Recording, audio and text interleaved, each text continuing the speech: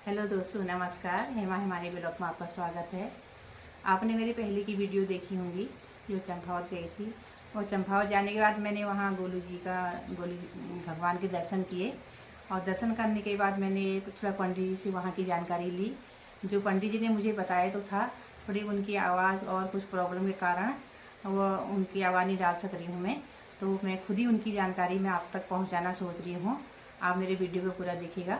अब मैं उनकी जानकारी आपको दूंगी गुरु देवता की।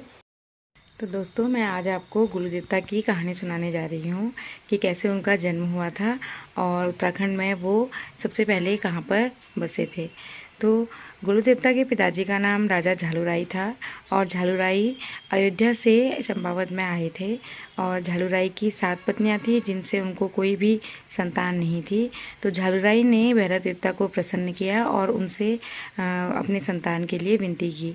तो भैरव देवता ने प्रसन्न होकर उनसे बोला कि आपको 8वीं पत्नी से संतान की प्राप्ति होगी। तो राजा झालूराई ने कलिंगा नाम की स्त्री से 8वां विवाह किया और रानी कलिंगा गर्भवती हुई।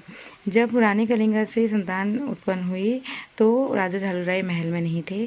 तो उनकी जो 7 पत्नियां थी उन्होंने बच्चे को छिपा दिया और बच्चे के स्थान पर सिलपट्टा रख दिया। जब राजा कलिंगा को बताया गया कि तुमसे संतान की नहीं सिलपट्टा को जन्म दिया है, तो राज की जो 7 पत्नियां थी उन्होंने बच्चे को मारने का बहुत ही प्रयास किया। जब वो सारे प्रयासों से असफल रहे तो उन्होंने महल के एक बक्से में बच्चे को रखकर नदी में बहा दिया। नदी में बहाने पर जब एक तट पर मछुआरा और मछुआरे की पत्नी बैठे हुए थे, तो दूर से उन्होंने बक्से को आते हुए देखा और प्रसन्न होकर बक्से को अपनी ओर खींच लिया।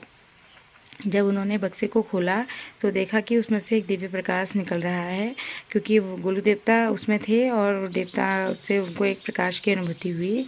तो उन्होंने बच्चे को गोदी में पकड़ा मछुआरे की पत्नी ने, और उन्होंने बच्चे का अच्छे से भरण पोषण पालन पोषण किया। और जब बच्चा बड़ा हो गया, यानी कि जब गुरु देवता बड़े हो गए, तो उन्होंने महल में जाने की जिद की।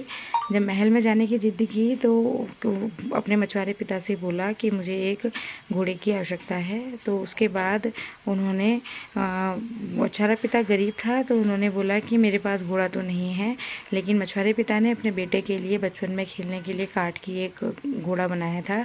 मछुआरे पिता ने वही घोड़ा गुरु देवता को दे दिया।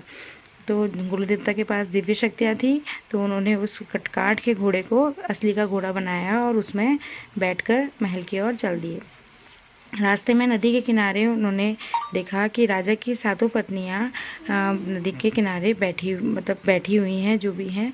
तो उन्होंने देखा तो वो भी नदी के किनारे चले गए और उन्होंने अपने घोड़े को दोबारा से काठ का घोड़ा बनाया और उसको नदी के किनारे पर पानी पिलाने लगे। जब राजा की 7 पत्नियों ने देखा कि काठ के घोड़े को ये व्यक्ति पानी पिला रहा है, तो उन्होंने क्या किया, हंसने लगी, मजाक बनाने लगी कि काठ के घोड़े पर कैसे पानी पिएगा। तो राजा जो गुरु देवता थे, गुरु देवता भी हंसने लगे। उन्होंने बोला, जिस प्रकार एक गर्भवती महिला सिलपट्टे को जन्म दे सकती है, उसी प्रकार मेरा काठ का घोड़ा भी नदी से पानी पी सकता है।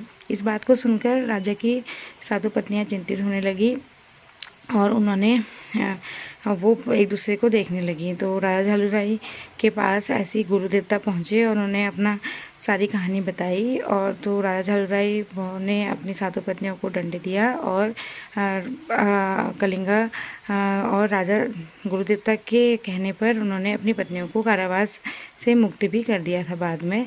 इस प्रकार गुरु देवता ने जगह जगह जाकर न्याय किया और इसीलिए उनको न्याय का देवता भी कहा जाता है। और उत्तराखंड में बहुत सारे प्रसिद्ध मंदिर हैं उनके, और जगह जगह पर उनकी स्थापना है, जहाँ पर जाके जब भी किसी के साथ कोई न्याय होता है या फिर किसी भी बात के लिए वो विनती करते हैं, तो गुरु देवता ज़रूर उनकी बात सुनते हैं और न्याय करते हैं उनके लिए।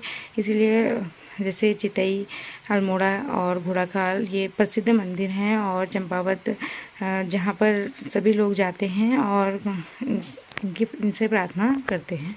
गुरु देवता की जय हो। दोस्तों, गुरुजी के बारे में आपने कहानी सुन ली होगी, जितना भी मुझे पता था पंडित जी द्वारा, और मैं आप तक शेयर कर रही हूँ। आप सुनिएगा, आपको कैसी लगी हमारी कहानी जो बताई थी। और हमने पूरे भगवान जी के दर्शन किए और पूरी परिक्रमा करी गुरुजी की हमने,